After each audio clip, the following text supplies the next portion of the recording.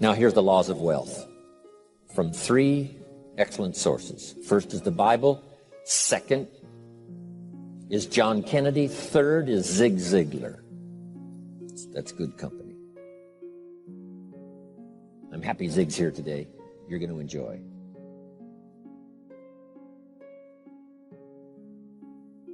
The wealth formula. Okay?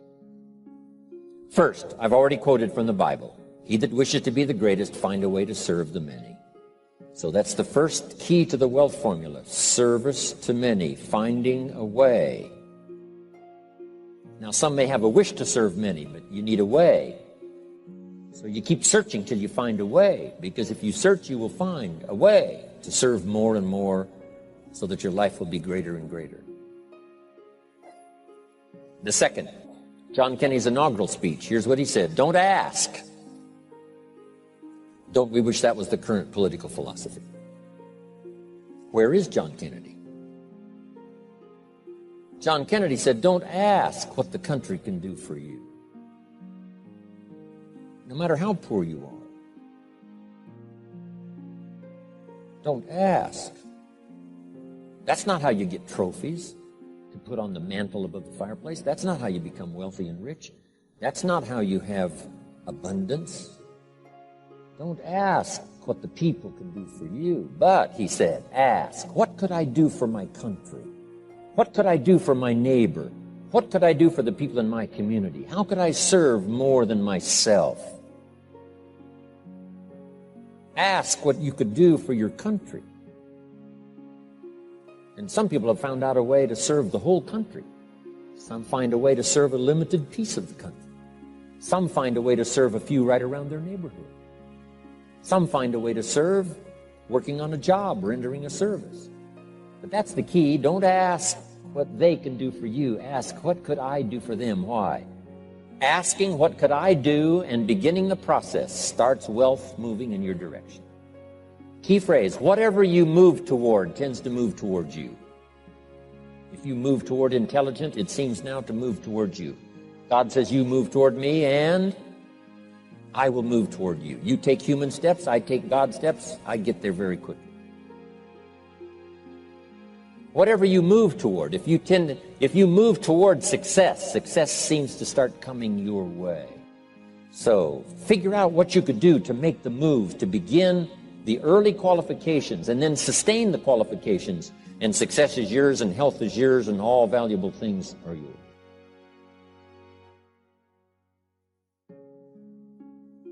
Now, the third, of course, is Zig Ziglar, and I'm going to borrow. Hopefully, he wasn't going to use it today, so I get to borrow it.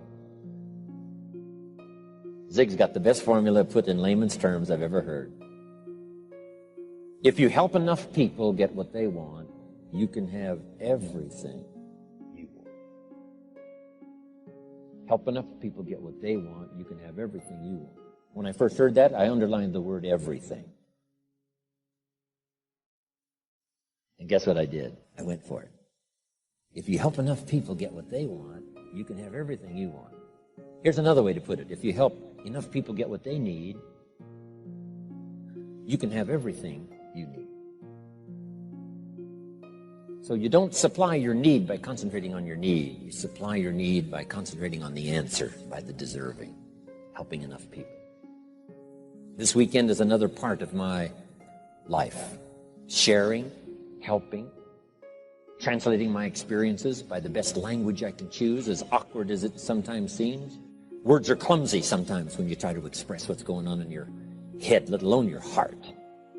But I'm going to struggle best I can these days with the English language, trying to make it valuable to all of you. Okay. Now, start a little subject called personal development. As you know my story, I met someone when I was 25 years old. His name was Earl Schoaf, who dropped into my life at an extraordinary time. So, key phrase, timing has a lot to do with it, and who knows, part of the mystery of time, the timing. Part of the timing one I just had that experience that I've shared in other seminars when the Girl Scout knocked on my door. And I walked to the door, and she gives me the big pitch on the Girl Scout cookies, best organization in the world for girls. Got several flavors, time to buy the cookies, only $2. And with a big smile, she very politely asked me to buy. No problem, I wanted to buy. Big problem, I didn't have $2 in my pocket.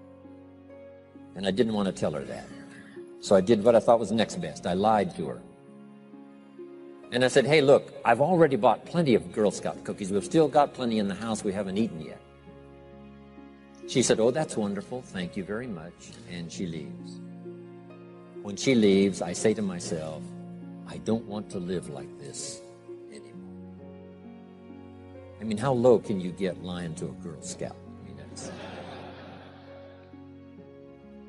that's low down. I told myself that day, this will never happen to me. One of those experiences. It's called like life-changing. I said, I'm going to search till I find better opportunities so my pocket won't be empty and the bank account won't be empty, and I won't be so far behind on my promises to my family. And it was shortly after that I meet Earl Schoaf, who taught me how to be wealthy, who taught me how to change my life. So who knows what the connection is, right?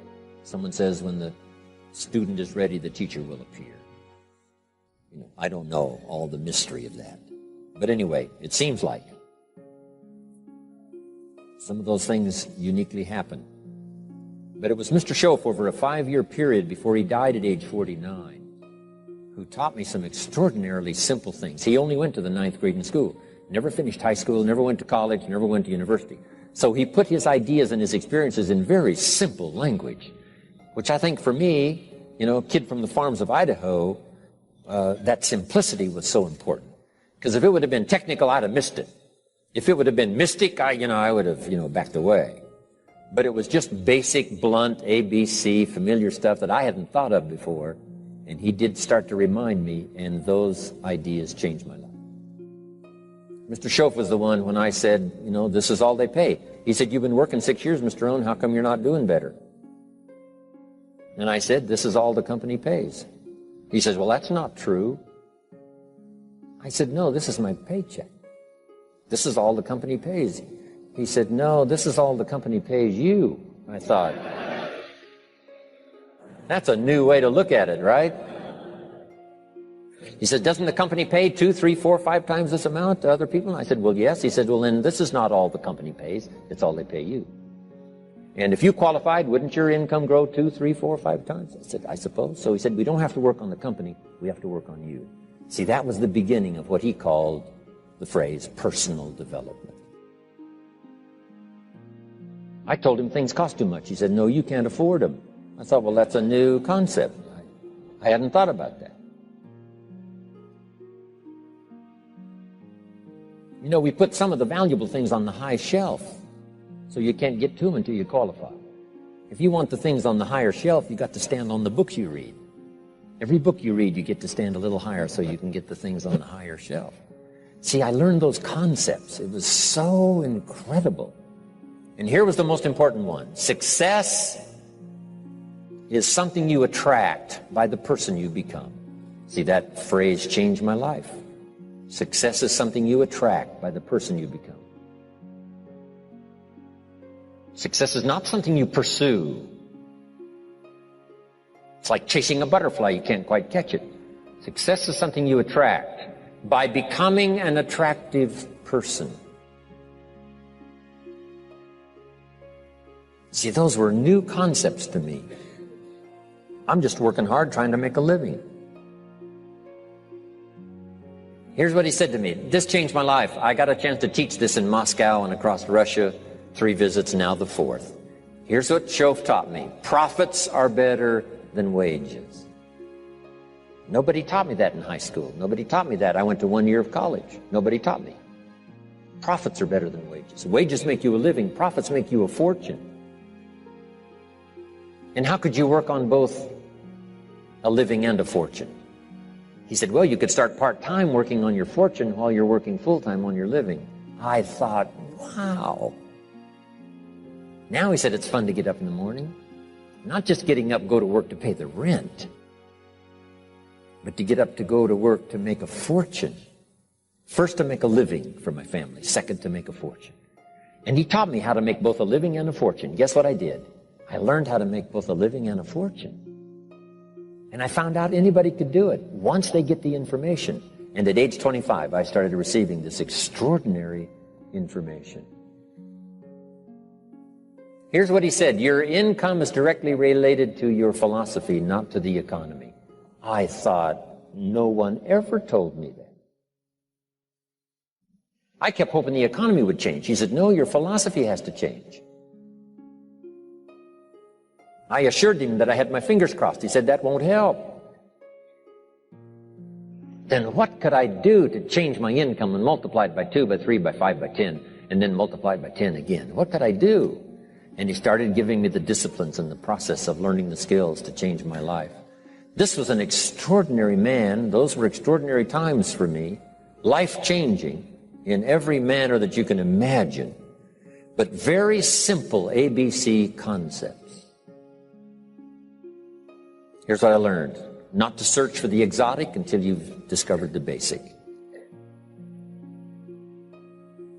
And those basic philosophies that he shared with me during that time were life-changing, and he called it personal development. Now, in the understanding of personal development, let's go through it quickly, some notes before we take our first break. If you're okay, say, I'm okay. How many of you have one page of notes already? You jot these ideas down. First, for personal development, we must understand the law of the seasons and the lesson of the seasons, which prompted that first book. The first book of mine, Seasons of Life. Here's the phrase: life in business is like the changing seasons. Frank Sinatra used to sing, life is like the seasons. Next phrase: you cannot change the seasons, but you can change yourself.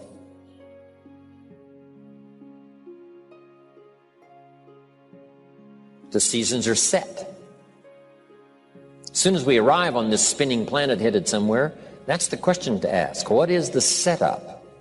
First, so I can survive. Second, so I can succeed. So one of the first things to do is to learn the rhythm of the seasons. The rhythm of night and day. Day follows night. Night follows day. Opportunity follows difficulty. Difficulty follows opportunity. Recession follows expansion. Regularly. Expansion follows recession. Sadness follows joy. Joy follows sadness. It's called the rhythm of life. So in the seasons now, make these notes. First, learn to handle the winters. Hopefully each winter we get stronger.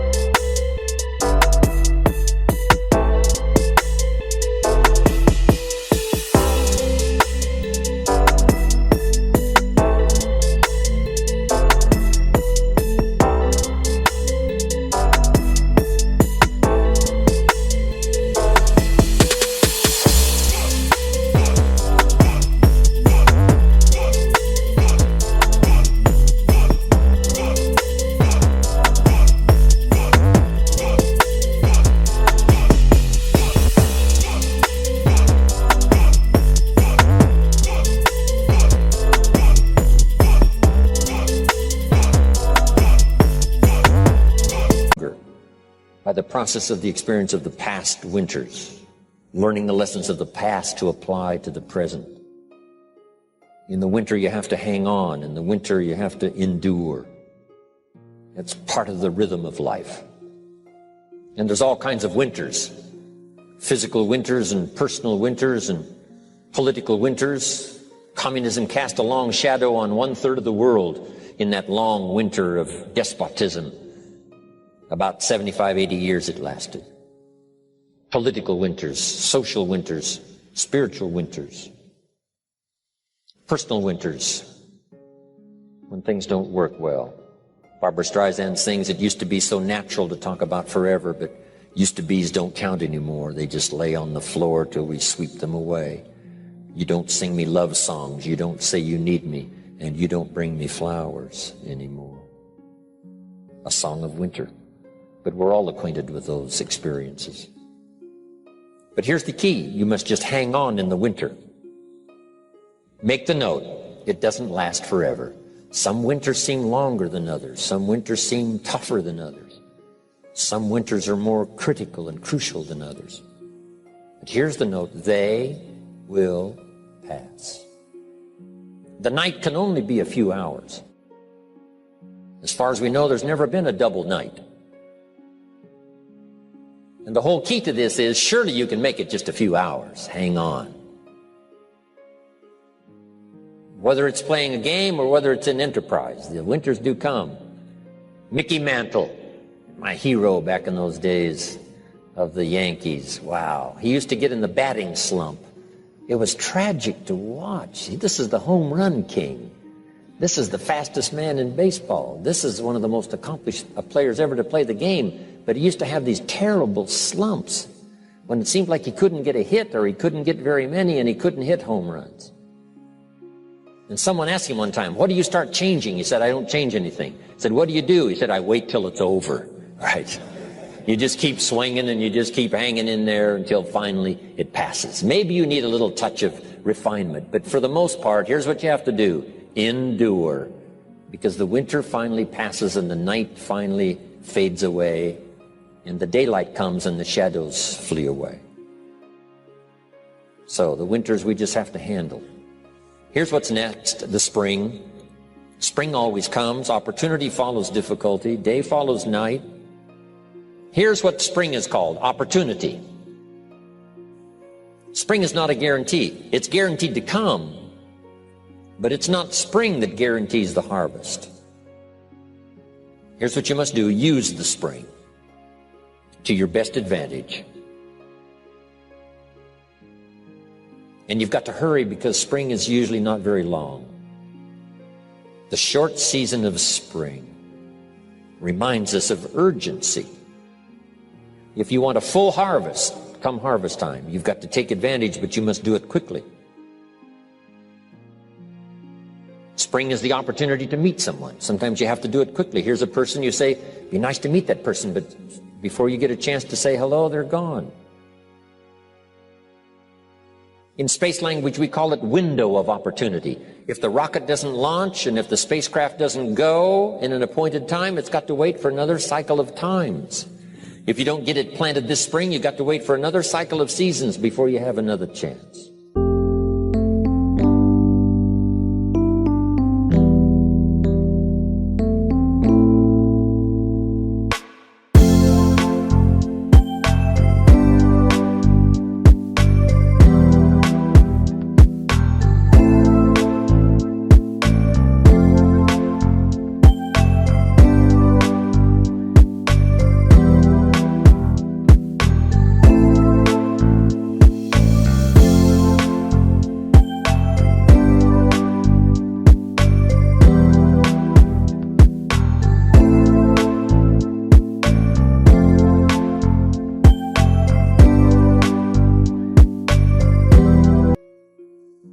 So, the urgency of spring.